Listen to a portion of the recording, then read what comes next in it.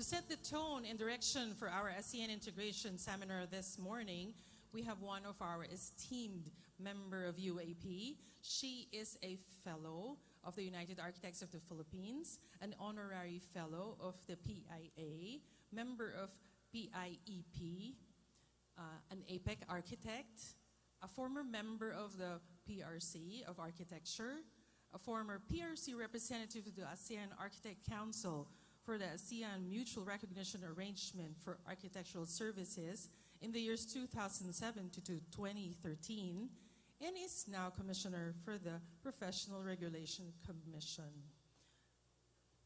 Please welcome the Honorable Architect Angeline T. Chua Chiaco, FUAP, for the keynote address.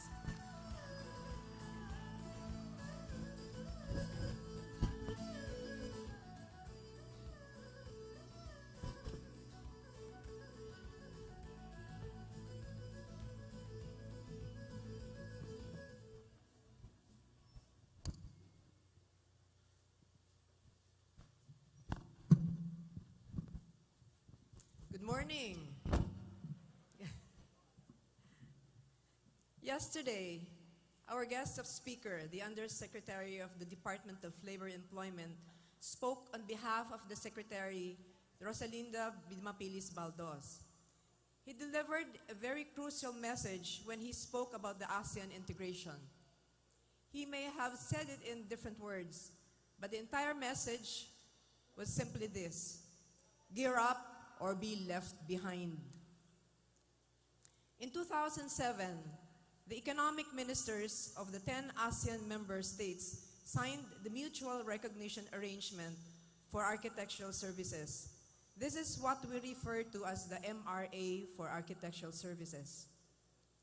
For the Philippines, this was signed by the Secretary of the Department of Trade and Industry, or the DTI, which is why we have somebody here from DTI this morning to explain to us the framework of such an agreement.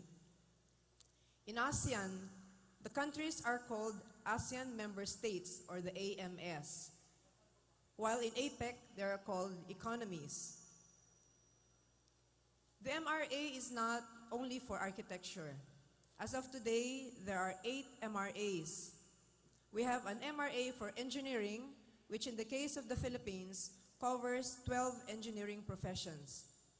We have an MRA for accountancy, the 3 health professions: medicine, nursing, dentistry, and the latest one for tourism.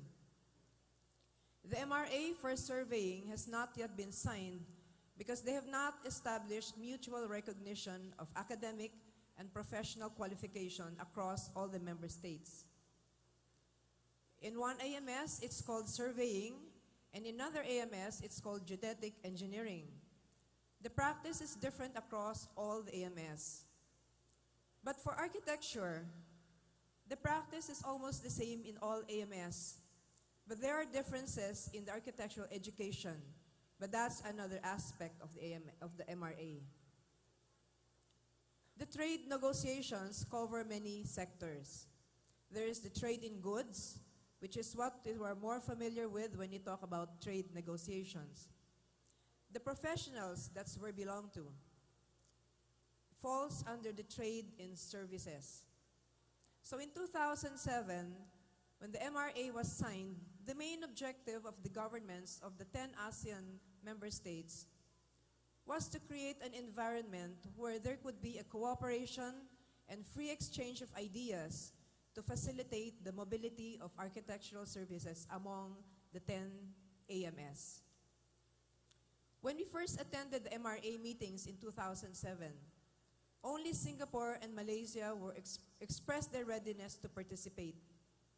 Unlike in APEC, where there is quite common to have bilateral or trilateral agreements, in ASEAN, the participation is regional, which means all member states will have to participate. Those who do not sign up yet are considered observers, which means they do not have a say. The full intent of the MRA is for independent practice. This means any architect from any AMS should be allowed to practice to prepare, sign, and seal architectural plans in any other member state. In the Philippines, like some of the other AMS, this right is reserved only for Filipino architects and will change only when the Philippine Constitution is amended. So in 2007, most of the AMS were hesitant to sign up, including the Philippines. Then it was agreed that the original platform would be collaboration, until such time when the member states would be ready for independent practice. It was only then that most of the AMS decided to sign in. So in 2009, the Philippines signed its intent to participate because we have this safety net called the STP. That's a special temporary permit given to foreigners who wish to practice any profession in the Philippines. But again, like what our guest speaker yesterday said, we cannot keep on using this safety net as a convenient excuse. We cannot just sit complacently, safe in our little corner, while the rest of the world continues to upgrade. Have you ever figured out why our architects who work overseas excel? It's because they are constantly faced with competition. Every day there's this compelling need to prove that they are qualified for their job and prove their worth. The ASEAN integration is here. There's no turning back. And there's no other way to go but to improve our level of competency through specialization and continuing education, which is why the CPD program will be very important. Our speaker yesterday also talked about the Philippine Qualifications Framework.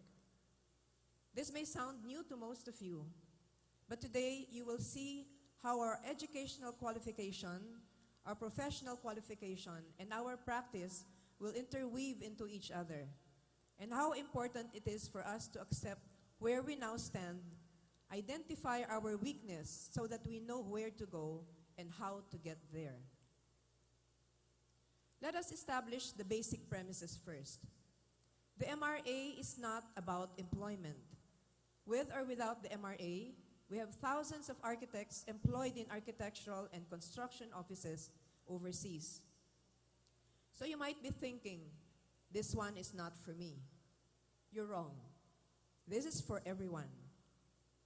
You might be employed now, but isn't it every architect's dream to have his own firm, to take charge of his own project, to chart his own identity and his own destiny? Many of you are now qualified in terms of experience, but probably are not aware of the benefits of becoming an ASEAN architect. Who knows?